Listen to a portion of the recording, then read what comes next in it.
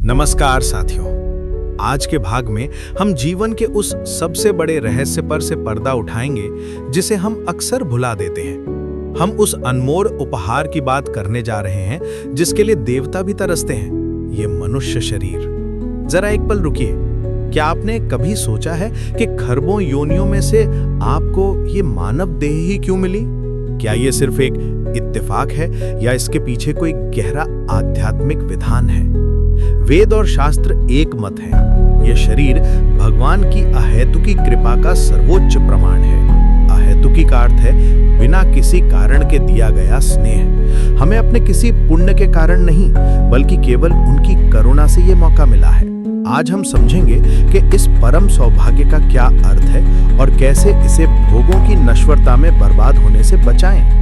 क्योंकि हमारा जन्म लेना ही सिद्ध करता है कि हम कोई साधारण जीव नहीं, बल्कि परमात्मा की ओर बढ़ने का टिकट पा चुके हैं। ये सत्य बहुत से लोग नहीं जानते कि इस मनुष्य देह की आकांक्षा बड़े से बड़े ऐश्वर्य, वैभव और शक्ति सामर्थ्य वाले देवता और असुर भी करते हैं। सोचिए, जिनके पास इंद्रपुरी का सुख है, जो अमरता का वरदान रखते हैं, वे भी क्यों इस नश्वर देह को पाना चाहते हैं? इसका कारण सीधा और स्पष्ट है, परमात्मा की प्राप्ति, जो हमारे जीवन का एकमात्र और अंतिम लक्ष्य है। ये मनुष्य देह ही वो परम साधन है जहां हम कर्म करते हुए, विवेक का उपयोग करते हुए और साधना के बल पर उस परम सत्ता को प्राप्त कर सकते हैं। गोस्वामी तुलसीदास जी ने रामचरितमानस में इस परम सत्य को बहुत खूबसूरती से कहा है। कबहुक करी करुणा नर देही देत ईस बिनु हेतु सनेही। इसका भाव ये है कि अनंत काल से जन्म मरण के चक्र में भटकते हुए जीव को जब भगवान करुणा करते हैं तो बिना किसी स्वार्थ या कारण के केवल प्रेमवश उत्तम नर देह प्रदान करते हैं। ये शरीर हमें परम पुरुषार्थ अर्थात भगवत प्राप्ति को सिद्ध करने का अधिकार देता है। इस अधिकार को पहचानना ही पहली मानवता है। यदि भगवत प्राप्ति लक्ष्य है तो हमें इस शरीर का उपयोग सिर्फ उसी एक उद्देश्य के लिए करना होगा। याद रखो, इस मानव शरीर का सदुपयोग इसी में है कि एकमात्र भगवत प्राप्ति के लिए ही मन तन से सारे विचार तथा कर्म किए जाएं। हमारी जीवनचर्या कैसी हो? कर्मों में अनासक्ति। हमें कर्म करने हैं, लेकिन न तो कर्मों में आसक्ति रखनी है, न उनके फल में मोह रखना है। कर्मण्येवाधिकारस्ते के सिद्धांत पर चलना है। लक्ष्य की स्पष्टता। हमारा लक्ष्य भोग नहीं होना चाहिए, क्षणिक सुख नहीं, हमारा लक्ष्य भगवान ही होने चाहिए। दैवी गुणों का आश्रय। इस लक्ष्य की सिद्धि के लिए हमें समस्त दैवी गुणों जैसे सत्य, शौच, दम, शांति, तपस्या, सरलता आदि का आश्रय लेना होगा। सबसे महत्वपूर्ण, भगवान के मंगल विधान में विश्वास रखना है। यह विश्वास हमें हर परिस्थिति में सुख का अनुभव कराता है, चाहे बाहरी परिस्थिति कितनी भी प्रतिकूल क्यों ना हो।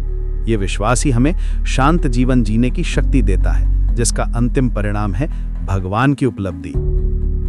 लेकिन जो लोग इस अनमोल शरीर को नश्वर भोगों की प्राप्ति और उनके उपभोग में ही फंसाए रखते हैं, वो क्या करते हैं?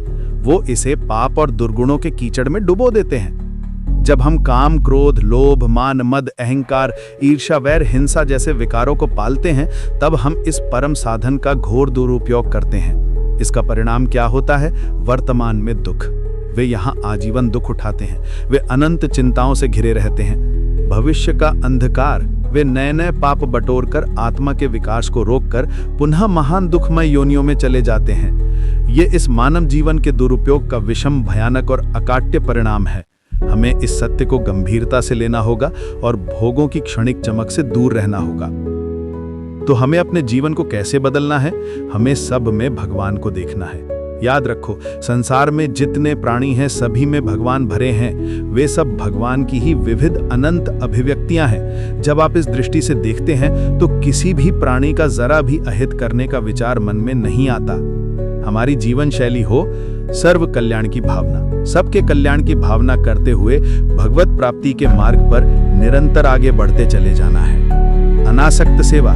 ये समझते हुए सेवा करो कि ये सब यात्रा के साथी मात्र हैं। हमारा इनसे जो लौकिक संबंध है वो यथार्थ नहीं है, वो क्षणिक है। निर्दोष व्यवहार। इनके साथ इनके हित का निर्दोष व्यवहार करो। सबकी यथासंभव सेवा करो। द्वंद्व से मुक्ति। कहीं भी किसी में भी ना तो आसक्ति करो और ना किसी से द्वेष ही करो। बस भगवत सेवा की शुद्ध भावना रखो। जब ये भावना आपके मन में स्थापित हो जाएगी, तब आपका प्रत्येक कर्म ही भगवान की पूजा बन जाएगा और आपका जीवन सचमुच सफल हो जाएगा। अंत में आइए सफलता के लौकिक और आध्यात्मिक अर्थ को समझते हैं। मानव जीवन की सफलता ऊंचा अधिकार, विपुल धन में वैभव, अपार यश कीर्ति या बड़ी से बड़ी जागतिक सफलता की प्राप्ति में बिल्कुल नहीं है।